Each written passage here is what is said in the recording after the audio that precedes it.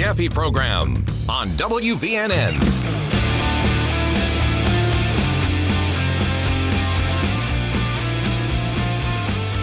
So yesterday on the show, you might remember I was giving away a bunch of my T-shirts. Thanks for everyone for participating yesterday. But I had a question for you. You can answer today if you'd like, but I had a question. When we're talking about the Democrat Socialists of America, I was saying rate between 0 to 10, the threat level you think they are to the country. 0 being we're making a big deal out of nothing, or maybe you support them. 10 being we are on the road to socialism. It's happening. Honestly, I was about a 5 because there are some Democrats pushing back and even some in the propaganda press pushing back. But they are winning elections, talking about the Democratic Socialists. The mayor of New York City, the biggest city in the country, is a Democrat socialist. Bernie Sanders got very close to winning the Democratic nomination in 2020. So they are winning elections. And that means they are somewhat of a threat. So you can weigh in. But the reason I bring this up today is because now there are some more in the moderate side of things who are trying to convince us that, well, they say things like abolish the police, but that's not really the big deal. We'll just put that to the side. Who cares about that? What they really want is just more economic opportunity for everyone. That's all they want. They don't want to abolish capitalism. They just want a bigger safety net. That's what one person said. Is that true? Do you believe them when they say that? Well, the evidence suggests kind of otherwise. And then you go to who's actually voting for them in a lot of these elections, and it's exactly who you think it is, honestly. So we'll talk about that in a moment. I also have a warning for Republicans in reaction to this, because some conservatives and Republicans are missing something here that we should talk about. You are listening to the Yaffee program. This is the show where you can count on the latest news, the important guests, and the best analysis, all for your morning commute here on News Talk 770 AM, 92.5 FM, WVNN. We'll get into that topic. We have the Alabama bullet points as well. Cameron Smith, he's going to join me at the bottom of the hour. He is a columnist for AL.com. He's not too happy with the current state of things in Iran. Maybe you disagree with him. We'll find out. I will give you some more of the details, more strikes against Iran, but the war seems to be expanding as the Houthis are now threatening the Red Sea. What do we do in response to a lot of this? We'll talk about that in the next hour, just because I want to. Just because, I think it's fun. And a lot of you, this is one of those topics where a lot of you will disagree with me. But there's a great piece of the Wall Street Journal in the head. I'm just going to read the headline because it's really good. It's really good. Has legal marijuana passed its high point? Get it? High point? Anyway, but that's the headline. Has legal marijuana passed its high point? I've warned you about the dangers of this, that those who are just pro-legalize it everywhere, we're going to regret this obsession with this drug. I really believe that. So we'll talk about that. I always end the show with the Yaffee program Rewind. And as I mentioned, we take your text messages on the Yaffee text line, 866-494-9866, 866-494-WVNN. And Walker is here producing. She'll do What's Trending in the next hour. Walker, how are you today? Well, I had a very nice shower this morning and exfoliated and everything, but it almost made me late. You just didn't want to get out of the shower? Is that what it was? It just felt good? I just spent more time in there than I thought I did. So I left like 6 minutes later than I usually do. Oh, okay. But I'm I'm glad here. you made it. Yeah, I was on time. I'd just be talking to myself, I guess, at this point. That would not be good. Thank you, Walker. So I want to get into this real quick. So this got a lot of attention yesterday. Nate Silver, he has a piece out at Substack, and he says the DSA, the Democrat Socialists of America, the DSA sweet spot, highly educated, downwardly mobile voters. Education and economic security are usually correlated, but where the relationship breaks down is fertile territory for the new left. So he says, I don't want to read the whole thing, but he says, the DSA occupies the high education, lower income corner of the electorate. So as a result of contentious Democratic primaries in Michigan, Maine, and New York, I've been reading a lot of conversation about the role that class plays in voting patterns in the U.S. In these primaries, candidates like Graham Plattner and Abdul El Sayed, who are associated with the Democratic Socialism movement, often claim to have the mandate of the working class. But in practice, their strengths tend to be with college-educated voters. Even before his scandals, Plattner wasn't especially doing better among voters without college degrees than previous losing Democrat nominees in Maine. So what he says, when you look at the breakdown, what you're finding here is that a lot of people who are supporting Democrat socialists, they tend to be lower income, but they're mad about it. And they're mad about it because they did what they were told, honestly, by a lot of people on the left. They were told you need to go to college, get some kind of, I don't know, humanities degree or something like that, social degree, and then you'll get a high-paying job and you'll do better than your parents did. This is what we should all do. So we got rid of shop class. We focused on all of these things. And now all of a sudden, they're realizing that they got their degree in whatever it is, African American transgender oppression studies or something. And then they get into the real world and they can't find a good paying job. They focused on the wrong area. Instead of making a plan for the future on how to actually gain a skill so you can eventually get a good paying job, they just got what degree sounded good and figured a job would just fall in their laps. It didn't. They're living in their parents' basements. But, as I mentioned, they're quote-unquote highly educated. So many of them have been to these elite universities or universities in general where they were taught for the 4 years they were there, or however long they were there, all the progressive socialist Marxist nonsense. They were all taught that. So they've had their brains fooled and filled, honestly.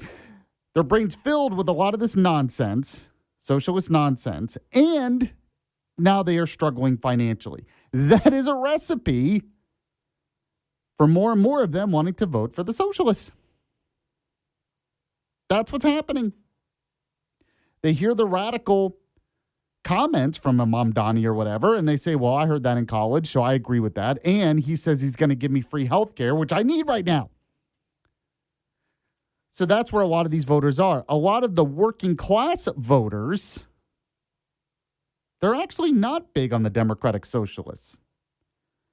They might vote for a Democrat in a lot of elections, but in the primaries, they're not too big on the actual radical left here. And many of them switched to Donald Trump. Now, those are the facts, but you have some saying, well, this really is just about affordability. It's not about how radical they are. We're just kind of looking past that, and we just want to be able to pay our bills. An example of this would be Jon Stewart. So go on and play, if you can, Walker. Play the Jon Stewart cut I sent you, formerly of Comedy Central, Daily Show, all that stuff. Play the Jon Stewart cut. The Democrats are these democratic socialists, they're crazy. And you're like, well, but that generally their crazy ideas aren't where the energy is. The energy isn't around like, we shouldn't have prisons or borders. The energy is around a belief that they're economic populism. And when you call it socialism, I think it's a misnomer. Like in the same way that if you call Social Security socialism, that's kind of a misnomer. It's about strengthening a safety net for a country that has suffered too long, overvaluing capital and money and undervaluing labor and work. That's all. That's it. And it's, so I don't. So I understand the appeal of a comment like that. Oh, it's just about those wanting to be able to pay their bills. But honestly, if that were the case, these radical socialists would be getting the votes of labor, for instance. He talked about it's really about workers and labor and focusing more on them. But what you're finding, at least among the electorate, is actually no. It really is about their radical takes. It really is about how they feel. Because some of it is economic, as I mentioned, because they're not getting the jobs they want. But they also blame America. They believe the American capitalist system is the cause of the world's problems and needs to be radically transformed. They don't just believe in a stronger safety net. They were taught in college that we need radical transformation because America as it is bad. And those people who were taught that and now can't find success because they got the wrong kind of degree are voting for the radicals. And we shouldn't be surprised. Now, President Trump held a rally in Georgia yesterday and actually had a kind of a funny comment on that. Skip down to Trump Cut 2 for me, Walker. Play Trump Cut 2. We'll never be a socialist country, remember? And I was right. They skipped socialism. They went right to communism. John Ossoff and the Democrat communists want to let the Marxists into power, bankrupt your families, and leave you totally undefended with wide open borders. But we will not let that happen to our country. We're not going to let it happen. All right, so kind of a funny comment, but that's kind of our response here. Oh, well, they're communists. We're not going to let this country become a communist country. Now, the reason why a Trump or Republicans will say that is if you portray your political opponents as your adversaries as radical, you look good in response. You're hoping people will vote against Democrats because they're going to vote against the radicals. And you're hoping enough people will come out to vote against the other side instead of voting for you. But I have to remind Republicans and a lot of conservative commentators out there, merely just calling a lot of these college-educated people losers or whatever is not going to be enough. Because while I do think we still live in a land of opportunity,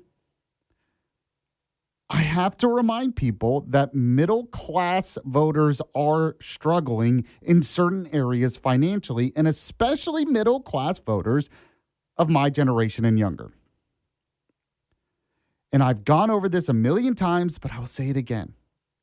We do have a problem in this country when it comes to the cost of housing, the cost of health care, the cost of child care, and the cost of education. Those things are an actual problem. We are having to bear much more of that cost in our lives than past generations. And if we just ignore that and say, well, you're just jealous and envious, then people will go to the left. So if we're going to talk about those issues, though, we need a real alternative, which is free markets. And I can explain this more later on. There are solutions to what I just mentioned. And there are free market solutions to what I just mentioned. But we can't ignore it. You have to have a vision for the future that addresses those things. And that's where Republicans have really fallen short in recent years. But you can weigh in on that if you want to. 866-494-9866. That's the Yaffee text line, 866-494-9866. We'll also have the Alabama bullet points coming up next. Cameron Smith, a columnist for AL.com, is going to join me at the bottom of the hour as well. You're listening to the Yaffee program. Stay with us. It's the Yaffee program on WVNN. Hey, I'm Chris Van Vliet. Go behind the scenes and beyond the headlines with the biggest names in pro wrestling and beyond. Mr. Sandman. All I ever wanted to be was a pro wrestler. So I got to live my life and make people really happy. The Heartbreak Kid himself, Shawn Michaels. Do you think there's anybody better than you were? I think I was great at what I did, and I think other people were great at what they did as well. Greatness is more a mindset, I think, than anything else. Mindset, motivation, insight with Chris Van Vliet. Follow and listen on your favorite platform. Hey, I'm Chris Van Vliet. Go behind the scenes and beyond the headlines with the biggest names in pro wrestling and beyond. Jeff Jarrett, great to see you. In this business, the story behind the scenes, so much more entertaining than what you see on camera. Ladies and gentlemen, my name is Paul Heyman. Mr. Heyman, you are a master at the little things. That's how you turn good into great. What does it take to achieve greatness? Whatever it takes, I'm willing to do. That's an Emmy-winning performance. How about it? Insight with Chris Van Vliet. Follow and listen on your favorite platform.